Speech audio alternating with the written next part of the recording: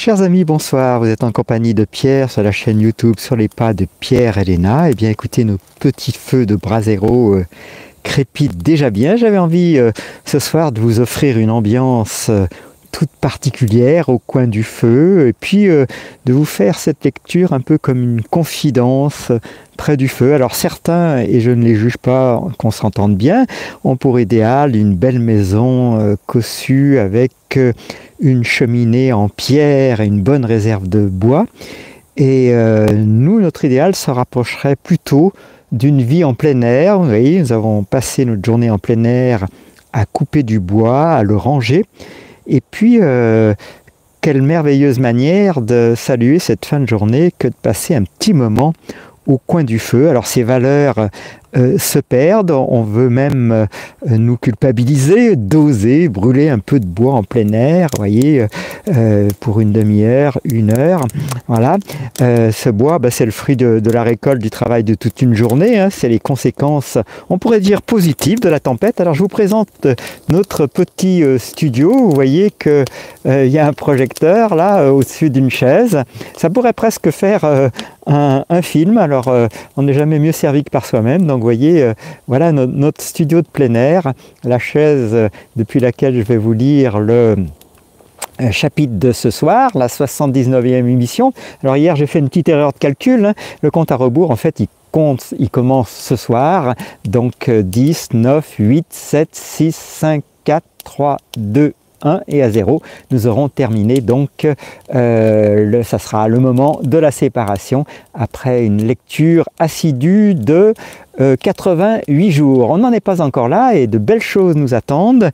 J'espère que ce feu va donner un relief particulier à l'émission de ce soir. Par ailleurs, vous avez passé vous aussi une très très bonne journée dans la nature. C'est à quel point on est content de vous retrouver soir après soir. Alors c'est vrai que ça fait partie, c'est un peu comme un voyage. Dans les voyages, il y a des rencontres assez fabuleuses et puis on sait qu'elles sont provisoires parce qu'il va falloir continuer ensuite le voyage. Alors c'est un peu comme ça que nous vivons ces émissions, avec ces rencontres avec les uns et les autres, ceux qui se manifestent sur le chat, vos commentaires, et puis les inconnus qui ne se manifestent pas, mais qui visiblement passent sur la chaîne, car il y a bien plus de monde à visiter nos vidéos que de monde à commenter.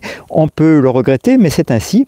Donc vous voyez, ce feu, eh bien, il va nous réchauffer le cœur, l'âme, et puis il va très certainement nous inspirer. Alors merci d'être là pour cette émission du dimanche soir. C'est la 79e et c'est notre compte à rebours qui, contrairement à ce que je vous disais ici hier, commence véritablement aujourd'hui. Vous voyez, alors du coup, j'ai noté dans mon livre, hein, je suis un peu fâché avec les intervalles. Alors c'est vrai que hier j'avais fait un calcul mathématiquement faux, hein, j'avais fait 88 moins 78, mais en fait il ne faut pas oublier de rajouter 1. Donc il nous reste 10 jours à passer ensemble. Aujourd'hui nous sommes au jour 10 et donc émission numéro 79, le rêve américain. Le rêve américain était pour une terre où les gens seraient libres de l'ingérence du gouvernement. Le rêve était celui de la liberté, de rechercher la joie et le bonheur. Aujourd'hui, la culture enseigne que le rêve américain est un point de vue spécifique et étroitement défini sur la vie parfaite, et que la raison pour laquelle les États-Unis d'Amérique sont formidables est parce qu'ils détiennent la possibilité de créer cette vie pour tous. La culture pervertit tout ce qui est bon. Le rêve américain n'est pas un rêve américain. La grande expérimentation américaine a apporté une liberté immense au peuple d'Amérique, plus que ce qui avait été observé à toute autre époque ou endroit sur Terre. L'expérimentation et le rêve ne sont pas pour les Américains. Alors dans la première partie de la phrase, la grande expérimentation américaine a apporté une liberté immense au peuple d'Amérique, il y a une note numéro 6. D'aucuns préciseront à juste titre que cette liberté a surtout profité aux peuples européens et orientaux ayant colonisé ce territoire afin de s'émanciper de la tyrannie de leur propre culture et que cela n'a pas vraiment profité aux peuples originels et indigènes du continent américain, même si eux aussi, sous certains aspects, se sont vus libérer ainsi des propres limitations de leur culture, mais quant à eux, contre leur gré. Alors cette note est assez dense, elle mérite, comme dans une émission précédente, une deuxième lecture. Je répète donc note numéro 6. D'aucuns préciseront à juste titre que cette liberté a surtout profité aux peuples européens et orientaux ayant colonisé ce territoire afin de s'émanciper de la tyrannie de leur propre culture, et que cela n'a pas vraiment profité aux peuples originels et indigènes du continent américain, même si eux aussi, sous certains aspects, se sont vus libérer ainsi des propres limitations de leur culture, mais quant à eux, contre leur gré. Voilà, une phrase qui nécessite d'être bien concentrée pour la comprendre. Je poursuis donc notre texte du jour, émission numéro 79, toujours intitulée « Le rêve américain ». Les États-Unis d'Amérique ne doivent pas être respectés en tant que nation. Ce n'est pas un groupe favorisé. Il n'y a pas de magie, pas de suprématie culturelle dans le rouge, le blanc et le bleu.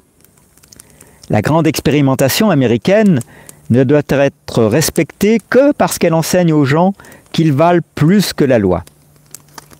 Le gouvernement des États-Unis d'Amérique des temps modernes ressemble étroitement à la fois à une démocratie et à un État-providence. Il est en faillite et fortement contraint par des légions de lois. La culture voudrait vous faire croire que c'est son héritage. Ce n'est pas le cas. La déclaration d'indépendance, la déclaration des droits et l'action même de rébellion contre un roi ont enseigné au peuple du monde que le gouvernement n'avait aucun droit naturel sur eux. Ces choses ont enseigné au monde entier qu'ils ne devaient rien au gouvernement et à l'autorité.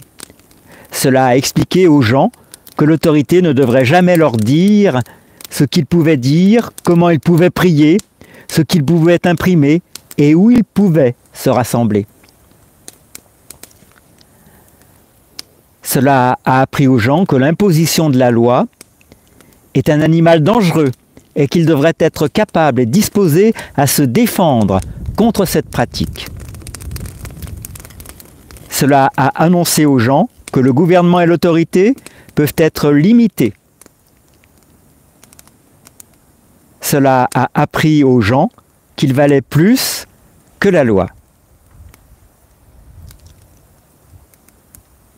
Ce grand pas entrepris dans le modèle de la liberté n'a rien à voir avec la démocratie ou le gouvernement. La puissance et la beauté de cette étape était l'anticulture créée par les hommes de la rébellion. Ils ont attaqué toutes les branches de l'autorité en enseignant aux gens une mesure de leur propre valeur. L'expérimentation s'est avérée fructueuse. La liberté de la population ne crée pas l'anarchie. L'Amérique n'est pas parfaite et ce ne sera pas l'aboutissement de la liberté. La soif de liberté de l'humanité ne supportera pas longtemps les tyrannies de la terre. Il sera enseigné que tous sont dignes de diriger leur propre vie. Le modèle de la tyrannie sera brisé. Le rêve américain n'est pas un rêve américain. C'est un rêve humain. C'était un escalier géant grimpé à dos de héros vers la liberté des hommes. Ce ne sera pas le dernier.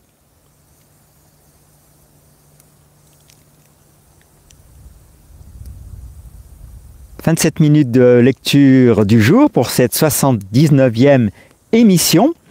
La 80e sera consacrée au thème compétition pour la liberté. Nous serons 9 jours avant de se quitter. Je vous encourage bien évidemment à écouter attentivement les émissions qui ont précédé celle-ci, à savoir la 77, la violence remplace la culture, et la 76, la grande expérimentation américaine, parce que j'y ai adjoint beaucoup d'indications sur les ressources pédagogiques dont vous disposez. Elles sont au nombre de 5, si je les retrouve toutes. Il y a tout ce qui est accroché, on pourrait appeler ça à l'habillage de la vidéo elle-même. Alors sachez qu'on y consacre à minima au moins 2 heures par jour. Ça concerne le sous-titrage de chaque vidéo. Alors pour les vidéos un peu longues comme celle d'hier et d'avant-hier qui durent 20 minutes, il faut patienter 12 heures avant de disposer du sous-titrage. En tout cas, c'est un sous-titrage manuel que nous faisons avec donc synchronisation avec la voix.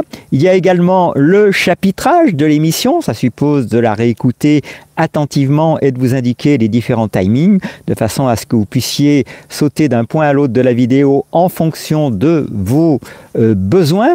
Il y a également les vidéos présentées sous forme de fiches en haut à droite de la vidéo, au nombre de 5, hein, c'est comment dirais-je, la contrainte YouTube, hein, limitée à 5. Alors dans ces vidéos, il y a à chaque fois la playlist de l'ensemble de ces émissions qui apparaît en haut à droite. Il vous suffit de cliquer dedans ou sous la vidéo pour y accéder directement. Et puis, il y a généralement un lien vers les 17 extraits de ce livre qu'on a mis en musique. On y a passé beaucoup de temps. Il y a également, qu'est-ce qu'il y a d'autre dans ces vidéos? Alors, j'ai plus tout de mémoire. Il y a également sans doute un autre extrait, mais plutôt sous forme visuelle du livre, toujours en musique. Et puis, il y a évidemment un tutoriel qui vous indique comment télécharger ce livre, un peu ce que je vous ai expliqué hier et avant-hier, mais là sous forme de tutoriel. Donc il y a un tutoriel qui vous donne tous les détails, les liens, les opérations à effectuer pour pouvoir disposer d'un livre dans une version tout à fait unique, ce livre. Là, pour l'instant, j'ai la version que vous pouvez acheter, hein, qui coûte la modeste somme de 5,50 €. Vous l'avez sous les yeux. Bien évidemment, je vous encourage à le faire. Et puis, il y a la version que nous avons créée pour être conforme à notre méthode pédagogique qui consiste à lire 16 lignes par jour. Alors merci pour vos commentaires hein, sur le chat, vous savez à quel point ça nous fait plaisir. Alors on les lit plutôt après l'émission parce qu'on tâche de faire court à chaque fois. Là on est déjà à 12 minutes, on va tâcher bientôt de clore. Mais je tenais à partager ce petit moment intimiste auprès du feu et puis peut-être nous relier à ces valeurs profondes. Chacun sait, s'il veut bien y réfléchir, qu'en fait, il faut très peu pour être heureux et que choisir une forme de simplicité de vie volontaire, vous voyez, comme l'appelait Pierre Rabhi, qui a eu effectivement ses détracteurs, mais je crois que ça vaut le coup de lire l'auteur. Il y a beaucoup d'idées intéressantes, cette idée de sobriété heureuse, tant il est vrai que plus on a, plus on a envie d'avoir, et que donc c'est une course au final à la consommation qui peut-être enrichit certains, mais certainement ne nous enrichit pas, nous, intérieurement. Alors j'espère que, voyez, ce grand parcours que nous avons fait ensemble avec la fin du mal, à réfléchir sur cette notion de liberté, alors nous, bien sûr, va vous aider beaucoup. Et puis, comme le fait de notre participant de ce soir, que je remercie bien évidemment sur le chat, on vous envoie toute cette belle énergie, les grosses bises de Léna. Alors Léna, je la remercie tout particulièrement parce que ce feu, j'avais du mal à le démarrer, hein, faut bien le reconnaître, et grâce, alors c'est la maître du feu, et donc c'est grâce à elle. Alors vous n'aurez peut-être pas le meilleur parce qu'il faut toujours un petit peu de temps pour démarrer un feu qui malheureusement est nourri en partie de bois quelque peu humide vu la météo du moment, mais là le meilleur est à venir, donc on pensera à vous quand on aura raccroché, et puis on pense à tous ceux qui, comme nous, aiment la vie de plein air, voudraient revenir à des valeurs plus simples, et puis on en marre de se faire spolier, de se faire taxer pour un argent dont ils ne disposent pas, c'est-à-dire sur lequel ils n'ont pas voix au chapitre pour en dire l'usage qu'ils souhaiteraient qu'il en soit fait. Et on voit là toutes les limites de nos systèmes de gouvernance, quel que soit leur bord politique. Alors on fait un petit coucou évidemment à l'Espagne parce qu'il semblerait que là-bas ça bouge, que chaque fois que le peuple descend en masse dans la rue, je crois qu'il y a une limite qui est posée, qui est claire. Et évidemment, que vous partagiez ou non nos idées nous est bien égal parce que nous aurons de cesse de lutter pour retrouver notre souveraineté et elle passe, et ça n'appartient à aucun parti, je le précise, elle passe à l'évidence par nous libérer non seulement du joug de l'Europe, mais du joug de tous ces gouvernements coercitifs qui disposent pour exercer avec violence leur gouvernance de l'armée, des forces très mal appelées de l'ordre et ainsi de suite. Alors il est temps que chacun retrouve la fierté qu'il a d'être un être humain, le respect de lui-même et cesse de vouloir se laisser mener par le bout du nez par des gens qui ont des modes de vie, au moins pour ce qui nous concerne, vous voyez, en parfait décalage. Ils voyagent en avion des dizaines de fois par an, ils ont des voitures de fonction, enfin un train de vie de dingue qui est complètement scandaleux, et c'est nous qui les payons. Il faut bien comprendre ce scandale absolu. Alors ceux qui sont d'accord avec ça, évidemment, je suppose que nos émissions vous paraîtront quelque peu agressives, tout simplement parce qu'elles ne vous concernent pas. Ces émissions concernent les personnes qui ont le respect d'elles-mêmes et qui ont envie de choisir leur vie. C'est le libre arbitre qui fait la grandeur, ou en tout cas la chance d'être un humain, le respect de soi. Et à partir de là, je crois qu'il est temps qu'on donne un grand coup de pied dans la fourmilière, qu'on renverse la table. Enfin, sans action, en tout cas engagée, forte et cohérente, je crois qu'on se condamne à continuer à être les esclaves de gens sans foi ni loi. Alors on pourra passer notre vie à râler contre eux, rien ne changera. Et vous savez que les 2 dernières émissions pouvaient paraître choquantes parce qu'elles étaient elles étaient sur 2 versants, à la fois pleines d'espoir, en signalant que le jour où cette liberté va nous être rendue, le jour où nous allons nous libérer du joug de l'esclavage, est bien plus proche que nous pourrions le penser, mais contrepartie moins agréable à entendre, cela ne va pas se produire sans violence. Et on peut le comprendre parfaitement parce que vous pouvez bien imaginer que ceux qui ont profité de nous pendant des millénaires ne sont pas prêts à laisser aussi facilement tout un chacun retrouver sa propre liberté et à abandonner ces avantages éhontés qu'ils accumulent sur notre dos quand on pense à la plus grande partie de notre travail qu'on leur cède juste parce que ce sont nos maîtres et que nous sommes leurs esclaves. Il y a un moment donné, vous comprenez bien que la liberté ne nous sera pas rendue sans que nous la prenions, sans demander la permission. Et donc tout ça amène des heures probablement plus que tendues. Eh bien, il faut y être prêt, et il me semble que la manière d'y être prêt, c'est de choisir un mode de vie un peu plus rugueux, je l'appellerais comme ça, d'abandonner petit à petit les conforts qui nous endorment et de retrouver cette vigueur intérieure qui va de pair avec le respect de soi, qui consiste dans nombreuses situations à savoir mettre des limites à ceux qui ne s'en mettent plus. Et force est de reconnaître que quand on voit le nombre d'affaires en justice qui mettent des années et qui font souvent pchit, dès lors que nos gouvernants évidemment ont tombé dans le piège du pouvoir qui est principal, qui est la corruption, on comprend bien que la justice, c'est à l'évidence 2 poids, 2 mesures. Et donc on ne peut pas attendre de ceux qui nous gouvernent évidemment d'aller se juger eux-mêmes. Donc vous comprenez bien qu'à partir de là, dès lors que nous leur avons donné toutes les clés de notre existence, tous les pouvoirs, l'argent et bien plus encore, nous subissons jour après jour les violences qu'ils nous imposent. Ces gens-là sont d'une arrogance évidemment sans borne, et nous comprenons bien que même les plus gentils d'entre nous vont devoir faire appel à davantage de fermeté pour remettre, comme le dit l'expression, les pendules à l'heure. Alors, ce jour n'a jamais été aussi proche. Moi, je fais partie de ceux qui y croient. Je ne m'attends pas du tout à ce que les choses soient faciles. Certainement, certains d'entre nous y laisseront des plumes ou peut-être leur vie, mais c'est un passage absolument fabuleux de notre histoire humaine et comme l'explique l'auteur jour après jour, eh bien il est lié justement, on commence à comprendre un peu cette logique mondialiste qu'on subit jour après jour. Ce passage, il arrive simplement parce que étant tellement nombreux sur cette planète, les amis, c'est la bonne nouvelle, nous sommes devenus incontrôlables.